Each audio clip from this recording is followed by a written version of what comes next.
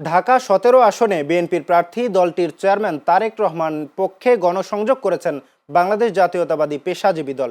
রাজধানীর মহাখালীর সাততলা বস্তি এলাকায় লিফলেট বিতরণ করেন বাংলাদেশ জাতীয়তাবাদী পেশাজীবী দল। এ সময় বাংলাদেশ জাতীয়তাবাদী পেশাজীবী দলের সভাপতি আরিফুল ইসলাম জিয়া বলেন, জাতীয়তাবাদী পেশাজীবী দল মনে করে বাংলাদেশকে সন্ত্রাস, চাঁদাবাজ, মাদকমুক্ত ও একটি আধুনিক বাংলাদেশ হিসেবে গড়ে তুলতে তারেক রহমানের বিকল্প নেই।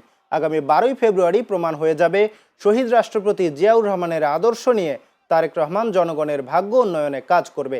এ সময় পেশাজীবী দলের সাধারণ সম্পাদক জাকির হোসেন ও বনানী থানা মহিলা দলের আহ্বায়ক কামরুন নাহার জোসনা সহ অন্যান্যরা উপস্থিত ছিলেন। আসনের ৩টা থানার মধ্যে বনানী, বাসানটেক আর গুলশান, প্রত্যেকটা ওয়ার্ডে, প্রত্যেকটা জায়গার মধ্যে আমাদের টিম প্রতিনিয়ত একবার, দুইবার, তিনবার, একটা রাউন্ড 4 বার 5 বার করে দেওয়া হচ্ছে।